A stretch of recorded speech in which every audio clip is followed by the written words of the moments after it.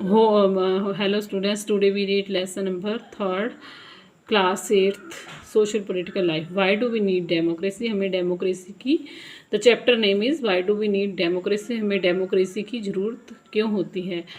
In this chapter we read about democracy and parliament and how the government work. India adopt democracy. As you know, India adopt democracy. The relation between the ideas of participation, इसमें ideas of participation किया जाता है, decision making की जाती है, और need of citizen, जो citizen की ज़रूरत होती है उसके अनुसार काम किया जाता है. Parliament control the government. Parliament के पास इतनी पावर होती है कि वह गवर्नमेंट को क्या करती है, कंट्रोल करती है. Why should people decide? People क्यों डिसाइड करते हैं, यानी कि लोग क्यों डिसाइड करते हैं? इंडिया गोट इंडिपेंडेंस ऑन 15 अगस्त 1947. भारत को 15 अगस्त 1947 को क्या मिली? फ्रीडम मिली.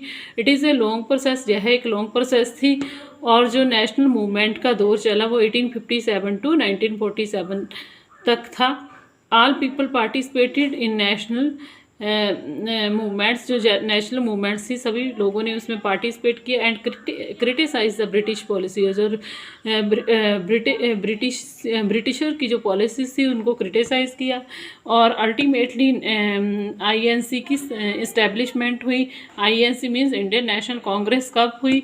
1885 में बॉम्बे में ए.ओ. ह्यूम, एक ब्रिटिशर द्वारा की गई, और first chairman was W.C. Banerjee. और what is the demand of INC?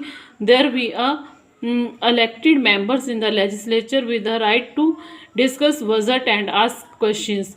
तो क्या है, इंडिया के पीपल जो थे उनका भी लेजिस्लेचर में इलेक्टेड मेंबर होने चाहिए, और जो बजट बनाया जाता है उसके ऊपर क्वेश्चनिंग होनी चाहिए. यानी कि क्या था, जो उस वक्त इंडिया का पैसा था, जो इंडिया की मनी थी, वो सारी की सारी कहाँ पर जा रही थी? इंग्लैंड में जा रही. तो इसलिए उन्होंने डिमांड की कि भारत का पैसा इंग्लैंड में क्यों जा रहा है, इंडिया का पैसा है वो इंडिया में ही डेवलपमेंट पर खर्च किया जाए. तो उनको यह राइट होना चाहिए क्वेश्चंस पूछने का. The government of India Act 1909 allows some elected representation. They did not provide right to vote. तो क्या होता है कि वो कुछ शर्तों के साथ, कुछ कंडीशंस के साथ उनको अलो करते हैं इलेक्टेड रिप्रेजेंटेशन के लिए, यानी कि कुछ सीटों पर लड़ने की अनुमति देते हैं, परंतु वे राइट टू वोट नहीं देते हैं. यानी कि हमें आज़ादी से पहले राइट टू वोट नहीं था, जैसा कि अभी है. अभी क्या है, 18 ईयर्स के every person, there should no discrimination on the basis of caste, color and creed. But उस वक्त क्या था, सभी को राइट नहीं था वोट डालने का. गवर्नमेंट ऑफ इंडिया एक्ट 1935 में only for few persons, rich और एजुकेटेड पर्सन, जो कि बहुत कम होते थे, उन्हीं को क्या था, उन्हीं को राइट था, राइट टू वोट का, यानी कि वोट डालने का अधिकार उन्हीं को था, बाकी नहीं था. वही सिर्फ सोसाइटी का रिप्रेजेंटेटिव करते थे. नेक्स्ट है पीपल एंड रिप्रेजेंटेटिव्स. तो EVM, जो EVM means electronic voting machine, were used for the first time in Kerala in 1982. First time कहाँ ये यूज़ की गई? 1982 में केरला में. और पूरे इंडिया में फर्स्ट टाइम कब यूज़ की गई? 2004 में. ठीक है, इंपॉर्टेंट क्वेश्चन. और इट सेव 15,000 सेव ट्रीज. इससे 15,000 क्या है, वृक्ष बचे. 8,000 टन पेपर सेव्ड, और 8,000 टन पेपर सेव हुआ, क्योंकि पहले वोट कैसे डाले जाते थे? बैलेट पेपर के द्वारा डाले जाते थे. बैलेट पेपर यूज़ किया जाता था वोटिंग के लिए.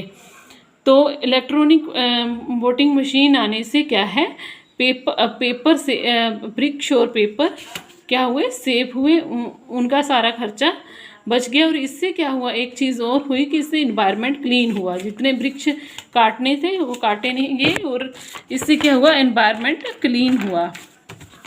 नेक्स्ट है आपका पीपल इलेक्टेड रिप्रेजेंटेटिव, पीपल लोग क्या करते हैं, अपने प्रतिनिधियों का चुनाव करते हैं। प्रतिनिधि हम किसे बोलते हैं, MLA member of legislature assembly, जो हम स्टेट के लिए चुनते हैं, और एमपी किसे बोलते हैं, मेंबर ऑफ पार्लियामेंट, जो हम सेंट्रल गवर्नमेंट के लिए चुनते हैं।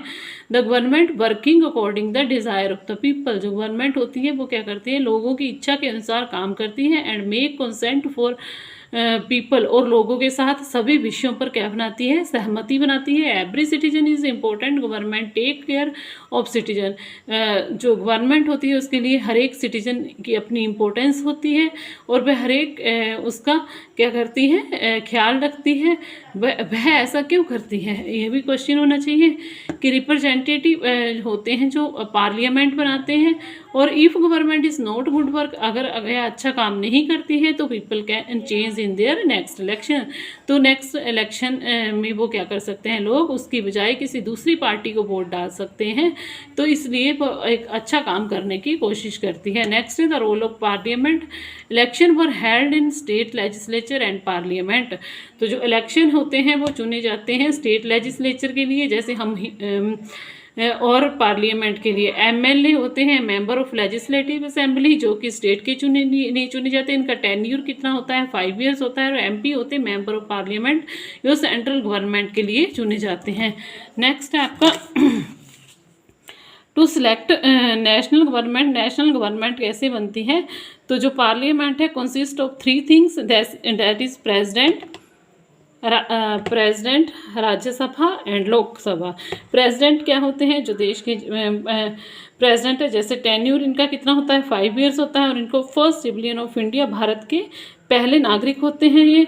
और nominal and executive head of the country, ये क्या होते हैं, नॉमिनल और एग्जीक्यूटिव हेड होते हैं कंट्री के। तो नेक्स्ट राज्यसभा, राज्यसभा क्या है, अपर हाउस होता है, और अपर हाउस के अलावा इनको काउंसिल ऑफ स्टेट भी कहा जाता है, और इसको हेडेड कौन करता है, वाइस प्रेसिडेंट करते हैं। और परमानेंट हाउस होता है, और टोटल स्ट्रेंथ कितनी होती है, 233 नॉमिनेट होते हैं, जिसे स्टेट लेजिस्लेचर के मेंबर्स नॉमिनेट करते हैं, और 12 क्या इलेक्ट करते हैं स्टेट लेजिस्लेचर के मेंबर, और जो कि हमने एमएलए चुने होते हैं, और 12 मेंबर्स जो होते हैं उन्हें जो प्रेसिडेंट होते हैं वो नॉमिनेट करते हैं। और इसी तरह जो राज्यसभा है उसको हम लोकसभा को हम लोअर हाउस कहते हैं, और ये क्या, इसे हाउस ऑफ पीपल भी कहा जाता है, क्योंकि इसमें लोग अपना मत डालकर, वोट डालकर चुनाव करते हैं। हेड कौन होता है, इसका स्पीकर होता है। और टोटल स्ट्रेंथ कितनी है, अभी 545, जिसमें से 543 इलेक्टेड होते हैं, और 2 क्या होते हैं, 2 नॉमिनेट होते हैं। तो इसमें जो 2 नॉमिनेट होते हैं वो कौन होते हैं, एंग्लो इंडियन, उसमें उसका जो मदर या फादर होता है वो क्या होता है, एक विदेशी होता है, इसलिए इनको एंग्लो इंडियन कहा जाता है। नेक्स्ट है आपका PM is the head of the ruling party. अगर मैं सरकार कैसे बनती है, अभी सरकार देखिए, जो पीएम होता है वो क्या होता है, रूलिंग पार्टी का हेड होता है, ठीक है। हेड मीन्स जो भी मिनिस्टर करते हैं उनको पहले उसकी सलाह लेनी पड़ती है। और फिर क्या होता है, जो पीएम होता है provided allocate portfolio among the minister, PM president को सलाह देता है, और प्रेसिडेंट पीएम की सलाह पर पोर्टफोलियो यानी कि विभागों का वितरण करते हैं। जैसे किसी को हेल्थ मिनिस्टर बनाते हैं, किसी को एजुकेशन मिनिस्टर, और किसी को फाइनेंस मिनिस्टर, ऐसे जो to control guide to inform the government को कैसे कंट्रोल किया जाता है, गाइड किया जाता है और इन्फॉर्म किया जाता है। तो इसके लिए जब गवर्नमेंट बन जाती है, फर्स्ट है जब इलेक्शन हो जाता है, तो इलेक्शन में क्या है, जो मेजोरिटी पार्टी